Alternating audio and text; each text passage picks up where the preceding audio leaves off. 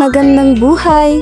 Kami ay mga mag-aaral mula sa Baitang 10, Pangkat A2.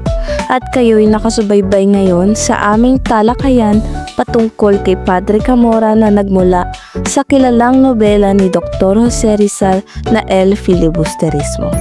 Bago ang lahat, mahalaga ang pagkilala o pag-aanalisa sa mga katauhan ng ating mga binabasa o pinanonood sapagkat ito'y isang daan upang ating maunawaan ang kwento at lubos na makilala ang karakter ng tauhan. Sa ating aralin, susuriin natin ang katauhan ni Padre Camora, mga katangian niya at papel na ginampanan niya sa kwento. Sa pamamagitan ng pag-aanalisa sa kanyang katauhan, maunawaan natin ang nais iparating na mensahe ni Dr. Jose Rizal tungkol sa mga isyu ng kolonyalismo, relihiyon, at moralidad. Sa pagpapatuloy ng ating talakayan, titignan natin ang mga sitwasyon kung saan lumabas ang kanyang tunay na kulay at kung paano ito nakaapekto sa daloy ng kwento. Handa na ba kayo? Halina't simulan na natin. Si Padre Camora ay isa sa mga tauhan sa nobelang El Filibusterismo na isinulat ni Dr. Jose Rizal.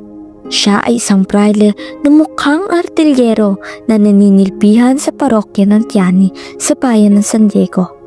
Kilala siya bilang malaswa at mahalay na praile sa kanilang bayan. Kadalasan, nanunuya at ipinapahiya niya ang mga liberal na pananaw ni Bensaib na isang manunulat. Mailiti ng ulo ng praile. May mga panahon na isa siya sa mga nakikipagtalo sa ibang tao. At kapag natatalo sa sugal, ay nagagawa niyang itapon ng mga baraha. Bukod pa rito, siya ay mahilig sa mga magaganda. Namimilog ang mata niya sa tuwing may nakikitang magagandang babae at mayroong pagnanasa sa mga ito. Maraming kabanata ang kinasangkutan ni Padre Camora. Subalit sa lahat ng ito, iisang ugali lamang ay pinapakita niya. Ang kabanata 30 na pinamagat ng huli, iisa sa mahalagang bahagi ng nobela na lubos na napakilala sa katauhan ng praile. Si Huli ay ang kasintahan ni Basilio.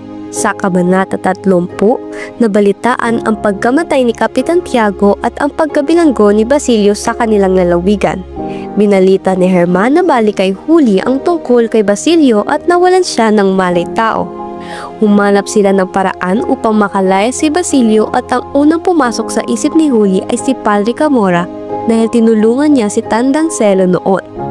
Ngunit dahil sa ugali niya sa mga babae ay nagtungo muna sila sa kawali ng tribunal, ngunit hindi niya sila matulungan dahil nasa Maynila ang bilanggo. Kaya pumunta sila sa hukom tagapamayapa at sinabi ng hukom na humingi sila ng tulong kay Padre Camora, ngunit hindi pa handa si Huli na harapin siya. Dahil sa pag-aalala, ilang gabi ay may mga malungkot na panaginip si Huli tungkol sa paghihirap ng kanyang ama at ni Basilio.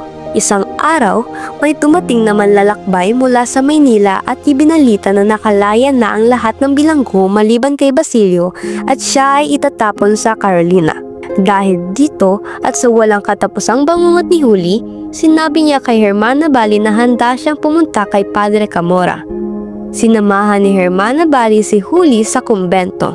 Noong gabing iyon, maraming bulungan tungkol sa kumbento dahil may isang dalagang tumalon mula sa bintana ng kumbento at nahulog sa bato at namatay. May babae din sa kalsada na sumisigaw na parang baliw. Lingid sa kaalaman ng lahat, pagpasok ni Huli ng kumbento ay pinagsamantalahan siya ni Padre Camora. Dahil sa takot, tumalon sa bintana si Huli para lamang makaiyo sa praile, subalit doon na rin nagtapos ang kanyang buhay. Bagaman isang masamang tao si Padre Camora, hindi may ipagkakaila na isa siya sa mahahalagang tauhan sa El Filibusterismo. Ang kanyang karakter ay simbolo ng mga isyu ng pang-aabuso, kawalan ng moralidad at korupsyon sa lipunan, lalo na noong panahon ng pananakop ng Espanyol. Ang pag-uugali ni Padre Camora ay nagpapakita ng kawalan ng gayang sa dignidad ng Pilipino, lalo na sa mga kababaihan. Ang pagkamatay ni Huli ay isang trahedya na nagpapakita ng malupit na realidad na dinanas ng mga kababaihan noong panahon ng kolonisasyon. Sa pamamagitan ng karakter ni Padre Camorra, nais ipakita ni Rizal ang kalupitan ng mga Espanyol at ang hindi makatarungang sistema noon. Ipinahihiwatig nito ang mga praile ay hindi nagpapakita ng pagmamalasakit sa mga Pilipino, kundi para lamang sa kanilang sariling interes. Sa mga ganitong uri ng tauhan sa kwento, nais ni Rizal na maudyok tayo, lalo na ang mga kabataan na lumalaban sa kasamaan. Huwag maging sunod-sunuran sa kung sino ang namamahala. Dapat maging bukas ang isipan at isa puso ang tama para sa sarili at para sa bayan.